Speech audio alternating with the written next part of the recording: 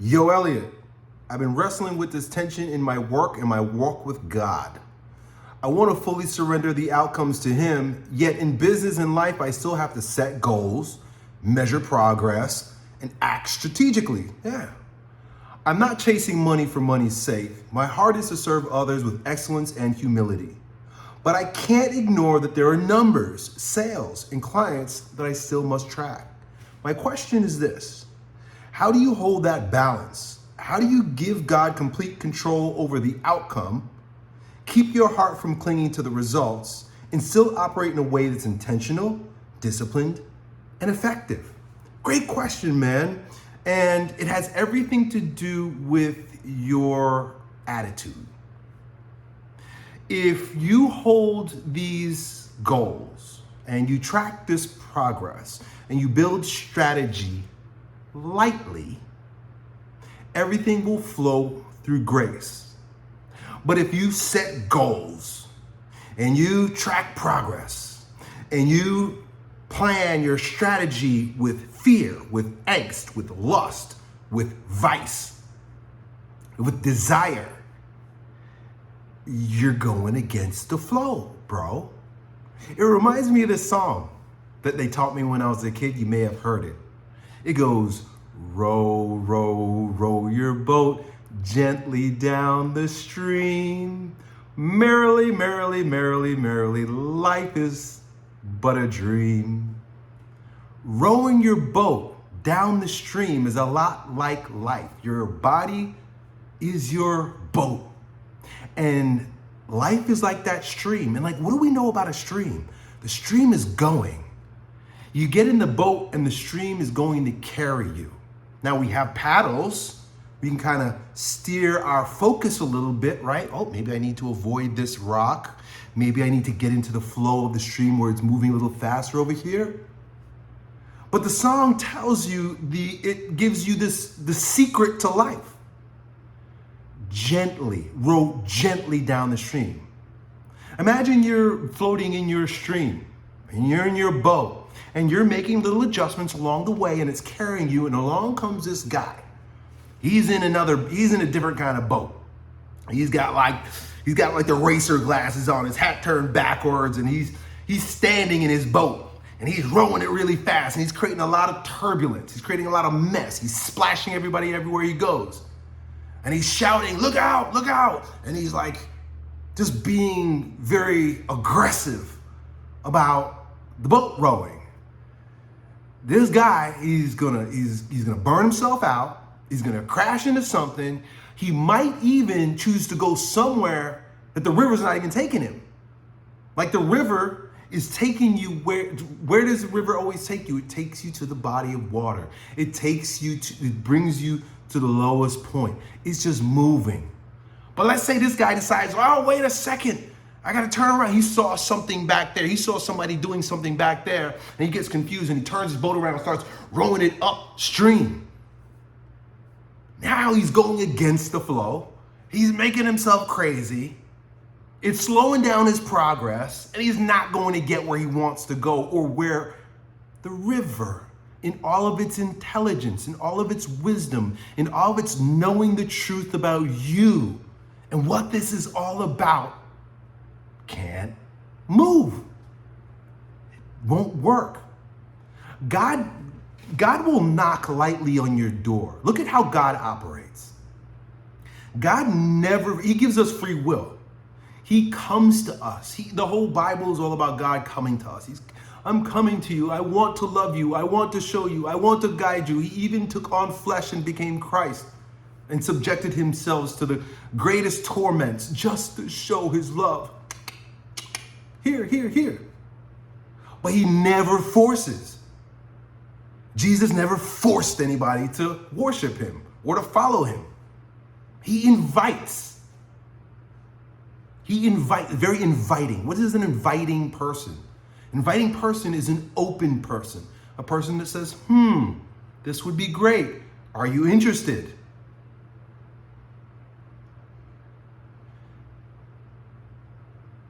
In the same way, you don't need to force yourself upon life. If God's not forcing himself upon you, why do you feel like you have to force yourself upon life? Now, what did God incarnate, God man, Jesus Christ do? He did what he had to do. He got up and he walked. He got up and he talked. And he followed the Spirit. And before he did anything, what did he do? He prayed. And he healed people. And before he healed people, what did he do? He asked his Father. Before Christ did anything, he prayed. Prayed that it was God's will, even as he went and fulfilled the greatest love act of all time in history, the Passion of Christ. He kneeled in the garden and said, "River, is this where you want to take me? I'm a little scared. But if it be your current river, your will, God, then so be it. Because all I want is to be in the current of grace." You can live your life the same exact way, tracking numbers and thinking strategically and being disciplined and taking care of your clients. Like, I show up here every day making these videos, but with grace. If I feel any angst about making these videos, if I feel any resistance about making these videos, I know right away that I'm not paddling my boat lightly. And it may not be the act itself. It never is. It's never the act itself. It's never what you do. It's not about making videos for me or tracking strategically for you. It's how you choose to do it. Your attitude about it. I might not want to make these videos one day because my attitude's a little screwy because maybe I had a rough weekend. Maybe I didn't get enough sleep. I gotta ask myself, hey, is not going to sleep when it's time to go to sleep, paddling against the river, or going with the flow? I was out of God's grace. If I'm not in God's grace, how can I expect to show up with my face? Same thing with you. That's why work is worship. And that's why Paul says, pray unceasingly. If we live every aspect of our life, every moment in our life, seeking the will of Christ, we can't go wrong no matter what you do. That's why in a lot of Christian circles, there's a lot of confusion with what you're supposed to do. The worst Christians are the ones that are pointing at people and telling them what they're supposed to do. You're supposed to do this. You're not supposed to do that. How do you know?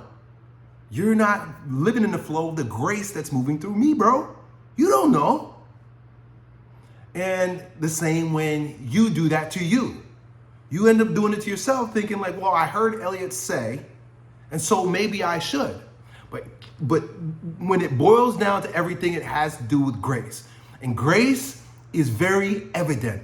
Just like the way it feels when you go with the flow and you're rowing your boat down the river, bro, gently down the stream, there's a sense of peace associated with it. You can have a sense of peace in the midst of the greatest turmoil. This is what Jesus Christ demonstrated on the boat. What happened on the boat when his disciples were in the storm? He was sleeping. Jesus was sleeping. He was sleeping on the boat.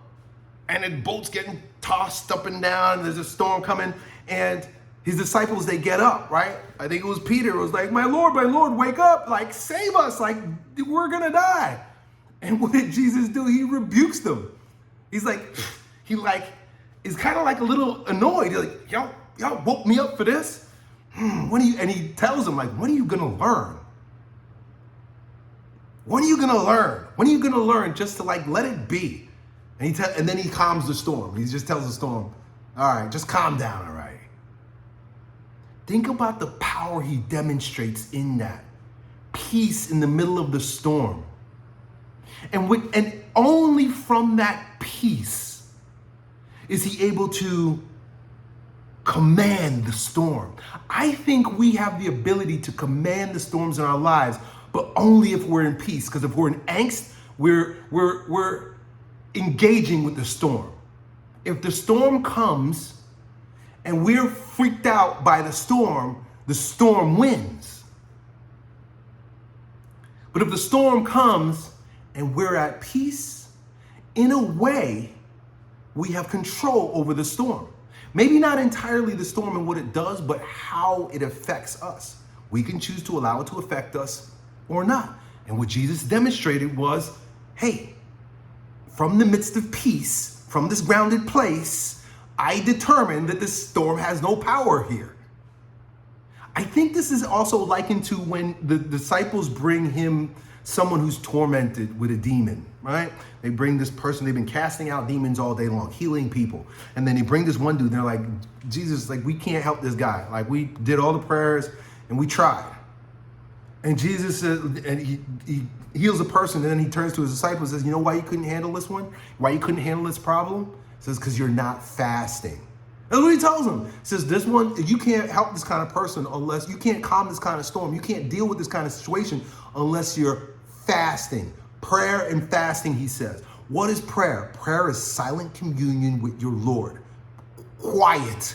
Prayer is not, oh, God, help me. Oh, God, help me. Because remember when Peter did that to Jesus in the boat? Oh, God, help us. Oh, God, help us. God was like, why are you annoying me? And it's not prayer. It's a prayer. It's a prayer. I'm praying. That's how most people pray. Oh, please, oh, please, oh, please, oh, please. Jesus is not saying that the demon's going to come out by that. You acting like a demon when you do that. The prayer he's talking about is quiet. Quiet. Fooey, quiet. Like I tell my dogs when he's barking. Quiet. Quiet. Quiet. He even tells the storm, quiet. That's what he tells the storm, quiet. You know this is how Jesus prays because he even says, he says, when you go into your closet to pray and you close the door, what's in a closet? Nothing. Quiet. Close the door. Closing the door means closing the door to your senses. When you go into prayer, close the door to your senses. When you see that problem, when you see these goals that you're measuring, when you see this storm coming, when you see this person that needs healing, you pray, close your door. Go in the closet and close the door. That means don't see the outward manifestation of the thing. Don't let your senses fool you. That's the key. Don't let your senses fool you. Whoa, this is a tough thing. Close your doors. Close your doors. Go into your closet and pray. Go into your secret place. That's what he calls it too. He says when you close the door and you go into your secret place where the Father is in secret. What is secret? Whispers. Whispers. Lightness. Like I said from the beginning. Lightness. God speaks to us lightly. Imagine God is actually like a booming voice. Jesus rebukes the storm. And there's another passage somewhere in the Old Testament. I don't know if it's Isaiah or who it is, but he's waiting for God, and there was like big winds. It's like, that's not God. Then there were like storms. It's like, no, that's not God. And then there was all kinds of like natural things that are just happening, like, tossing them around. It's like, that's not God. That's not God. All these loud things. They're not God. That's not God. That's not God. That's not God.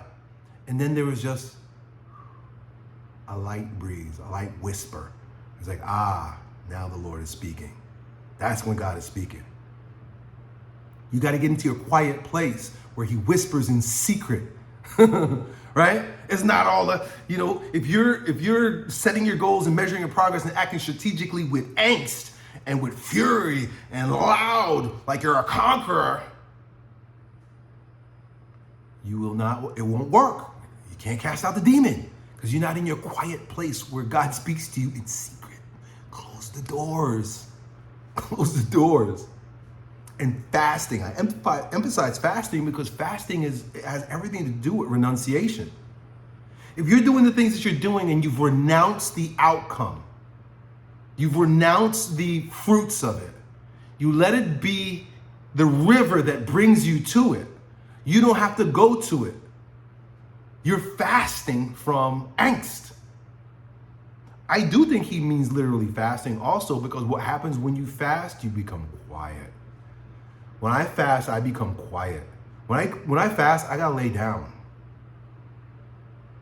I gotta lay down. I gotta be quiet. I can't rely on my own will. I have to literally lay in the boat and let the boat carry me when I'm fasting.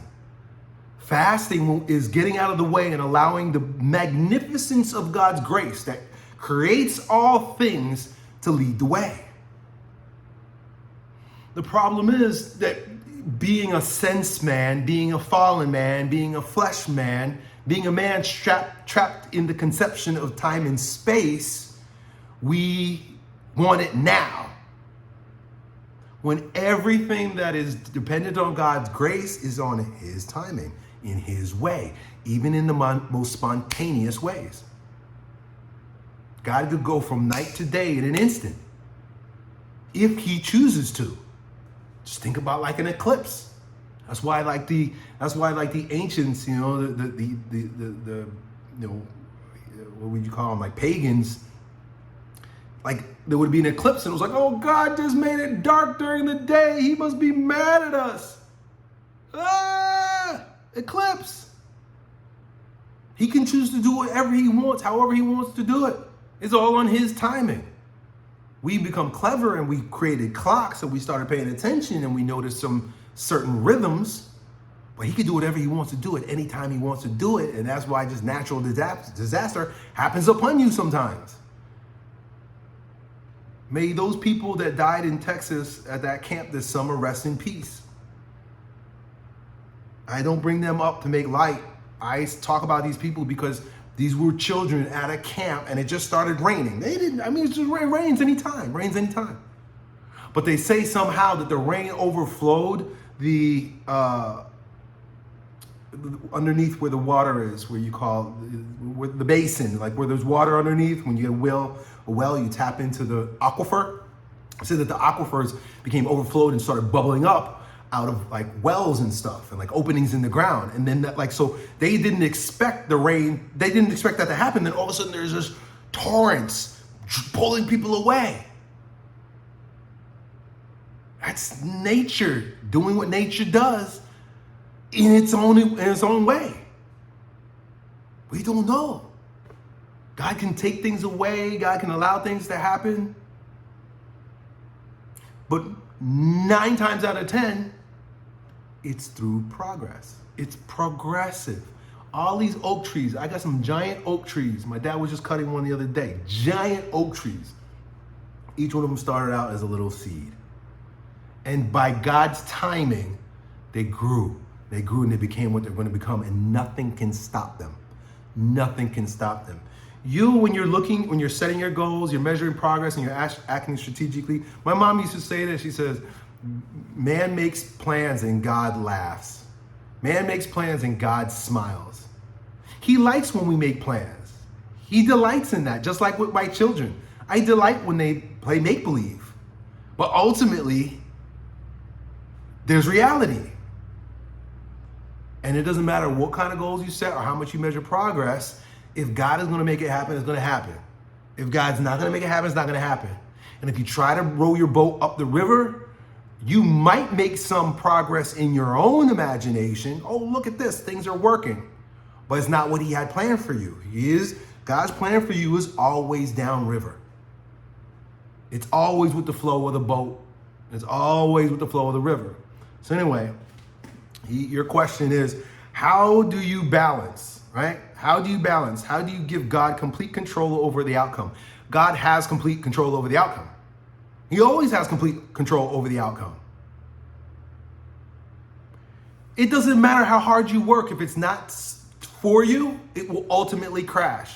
That guy who's making some progress up the river, he feels like he's making some progress. Look at this. Yeah, this is what I was trying to do. He believes in himself that he's like, yes, this is it. I'm getting closer. How many times have we gotten the goal that we think that we wanted only to discover that, damn, this is not it?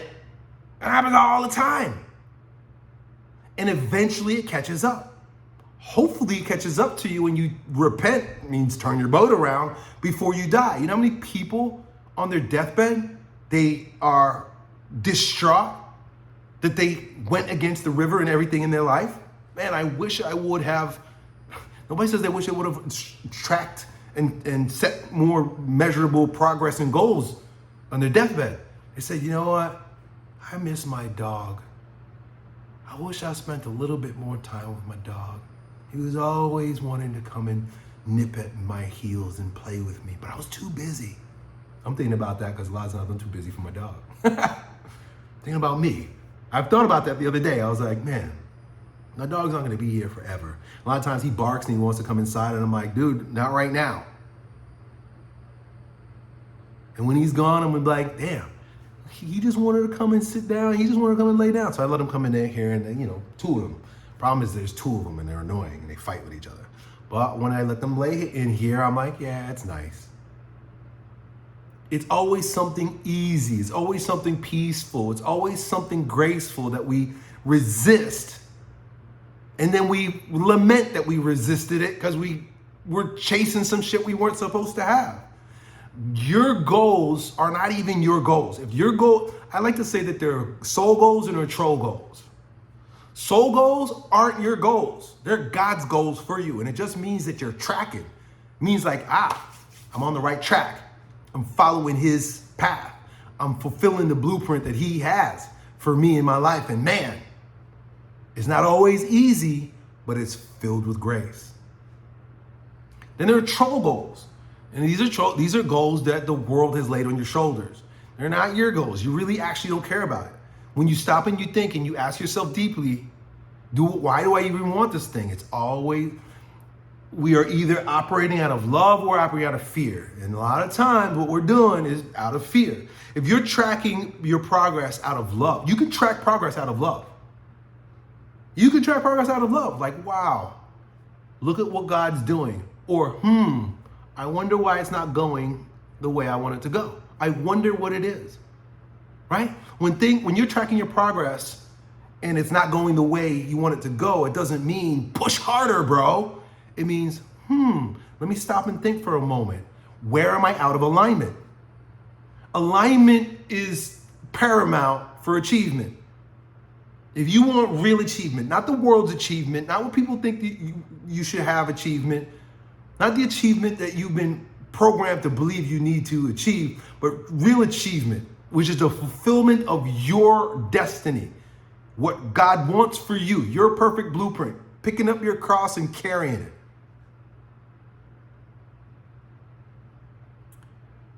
When there's alignment with that, it doesn't matter what it looks like. You will be in his grace. And you can handle anything. So, how do I have control over the outcome? You don't. You could just pay attention to what's going on. Keep your heart from clinging to the results, and that's really what it is. It's the clinging. It's the clinging. All clinging is out of fear. All clinging is out of fear. Hold it lightly. Don't cling. Hold it lightly. Hold it lightly. I like this. This is nice. But if you cling, if you hold on, if you try to grasp and I can't let it go, you're making it an idol. You're worshiping it. You're not giving control over to God. You're saying, God, I don't trust you. I need this. I don't care what you want. I don't care what you say. I need this, and I'm not letting go of this. Think about people in relationships that need to be let go. Think about people in jobs that need to be let go. Think about people trying to build businesses that need to be let go. Think about attitudes and behaviors and thoughts and emotions that just need to be let go. But you're clinging. You want to operate in a way that's intentional, disciplined, and effective. Intention is an internal thing. That's what it's called, intention. It's a movement within. To intend a thing is not outwardly manifest. To intend something means that you know that it's a fact. You know that it's true. It's as if it's already done. You can see it in your imagination. So there's no angst about it. When you intend something, there's no angst about it. You hold it lightly and treat it like a matter of fact. And if you truly have intention, then your discipline, all your discipline is consistent focus on that intention. This is what I'm intending. This is what I'm intending. Be disciplined in your thoughts, not in your grind. And that is the most effective thing you can do. Done.